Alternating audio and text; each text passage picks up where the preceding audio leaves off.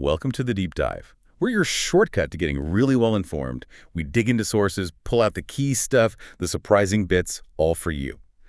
Today, we're diving into Vera F. Birkenbihl.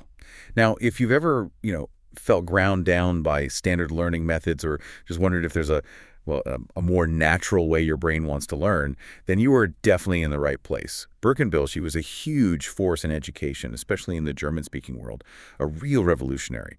And her ideas about brain-friendly learning, they're not just relevant, they're actually having a big comeback now, over 10 years after she passed away. Oh, absolutely. Vera Birkenbihl really pushed this idea that learning shouldn't feel like pulling teeth. It should be natural, stress-free, totally tuned in to how our brains actually work. It's a pretty amazing story, her life and the work she did. Really groundbreaking stuff. Right.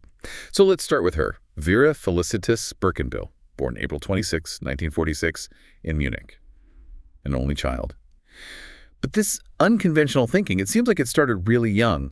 Apparently, she wasn't just being difficult, she was genuinely questioning how she was being taught. She pushed her teachers, asked so many questions, she ended up in the headmaster's office quite a bit. Sounds like those early school days really lit a fire under her later critiques, did they? They absolutely did. Those were, foundational moments for her. She saw firsthand how the system, with all its rote learning and fixed rules, often just stamped out curiosity. It worked against the breed. She realized learning felt awful for so many people because it was being forced down these unnatural paths, and that really became her mission, find ways to learn that actually respect how the brain works. Yeah, that totally makes sense. And her own path was definitely not standard. Dropped out of school, moved to the U.S. in '65. Wild. Did all sorts of jobs, studied psychology, journalism. You can sort of see the pieces coming together, can't you? By 1970, still in the States, she was already running these learning-to-learn seminars. That's pretty early. It really is.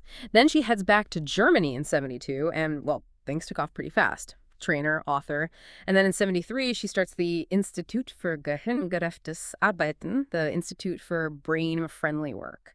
And she actually coined that term, Gehirngerecht, brain-friendly.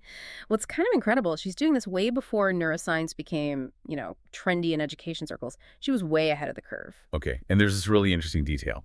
She's self-diagnosed with Asperger's syndrome. I wonder how that perspective, that maybe different way of processing things, might have given her a unique insight into learning itself, like maybe seeing blockages that neurotypical people might just not notice. That's a really insightful point. It's quite possible. I mean, if you experience the world differently, perhaps seeing information overload or confusing social cues where others don't, it could make you incredibly attuned to friction points in, say, traditional teaching, where things just feel wrong or illogical.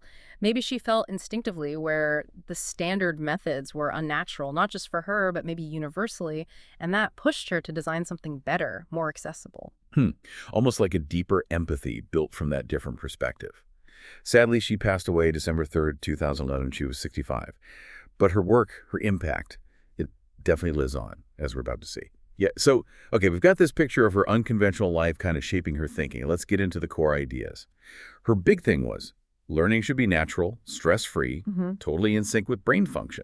And this wasn't just like a suggestion. It was a real challenge to the idea that learning has to be hard work, that whole no pain, no gain thing. She was saying, no, your brain is actually built for easy learning if you approach it right.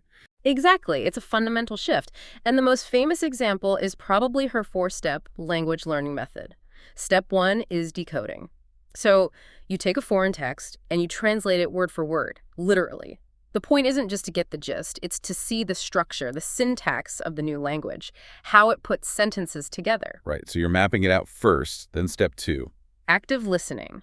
You listen to the text being spoken in the foreign language while you read your own word-for-word translation. So you're linking the sounds directly to the meaning and structure you just decoded, building that bridge in your brain. Okay, makes sense. Audio plus the map. Step 3 is passive listening. This one's interesting. You just play the foreign language text in the background. While you're doing other stuff, driving, chores, whatever, you're not concentrating on it, just letting your brain absorb the sounds, the rhythm, the melody of the language. Like immersion without the pressure. Oh, okay. Soaking it in subconsciously. And the big difference, the really radical part compared to how most of us learn languages, is step 4, active application. Only now do you actually start trying to speak or read without the translation or write. Most methods push you to speak almost immediately, right? But she holds back. It feels much more like how kids learn. They listen for ages before they talk. Precisely. It respects that natural absorption phase, trusting the brain's process. And it wasn't just languages. She had other cool methods, like ABC lists. Ever tried those? Brilliant for brainstorming or structuring what you know. You just take a topic, and for every letter A to Z, you jot down related words or ideas that pop into your head. What's clever is it forces your brain to access information differently, kind of non-linearly. It gets both the logical left brain and the creative right brain working together. Helps you bypass those mental blocks. Oh, I like that, like tricking yourself into being creative. And then there was NLLS, Yeah. non-learning learning strategies. Sounds paradoxical. It does, doesn't it? But it's not about not learning. It's about learning without that feeling of effort, the struggle.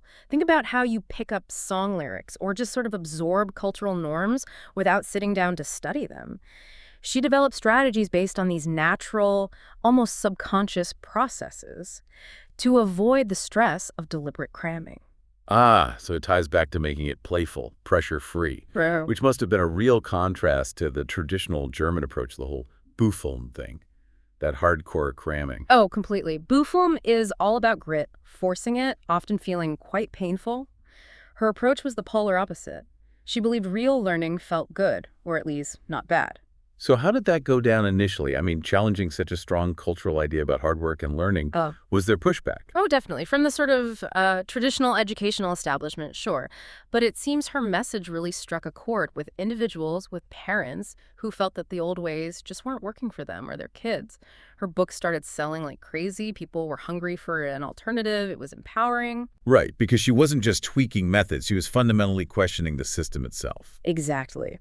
She argued quite strongly that schools often operate in ways that are fundamentally anti-brain, that they actually create learning difficulties instead of solving them.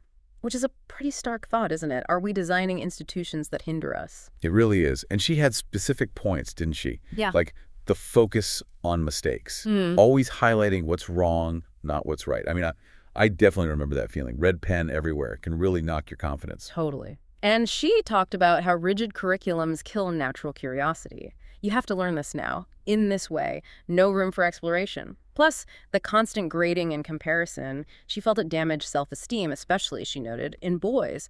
And the system's failure to cater to different learning styles or paces. One size fits nobody, really, which led to her point about intelligence, that schools push a very narrow definition, ignoring so many other human capabilities. All this thinking flowed into her huge bestseller, Stroem Cup, Straw in the Head, Yeah. back in '83. Sold, what, over 700,000 copies?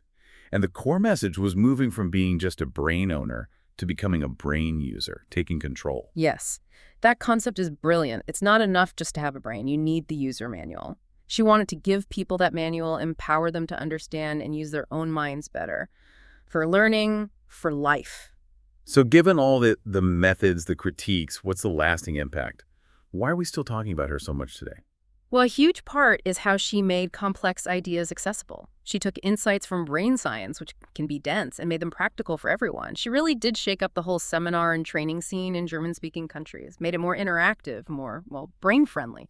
Less lecture, more discovery. And you see her methods popping up in schools, adult education, even universities, right? Yeah. Especially the more progressive ones. She really encouraged that sense of taking ownership of your learning journey, which feels more important than ever now, with lifelong learning being so key. Absolutely. And the legacy is very concrete, too. You've got certified Birkenbihl trainers teaching her methods. Her old lectures, they're huge on YouTube, finding a whole new audience.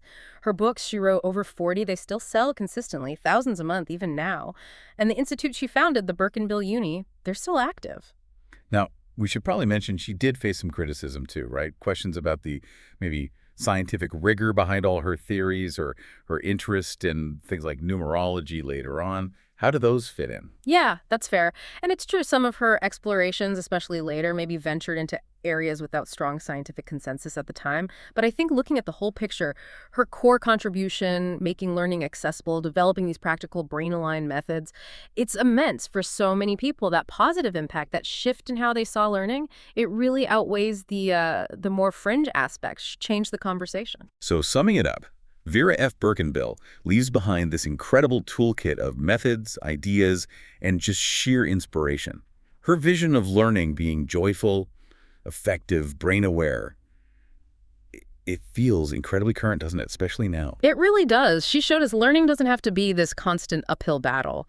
If we just understand our brains a bit better and work with them, it can be, well, natural, enriching even. Yeah, I love her quote, learning is like rowing against the current. If you stop, you drift back. Yeah.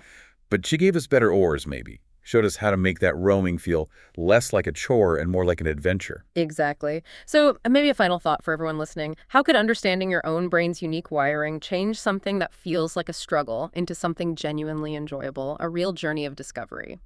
Worth thinking about. Definitely. And if you want to explore her work more, Stroh im Kopf is the classic starting point. For the language stuff, look for Sprachenlernen leicht gemacht. Language is made easy. For creativity, there's this neue Stroh im Kopf, the new straw in the head, plus loads of stuff on her YouTube channel and her website, which is Birkenbihl.com.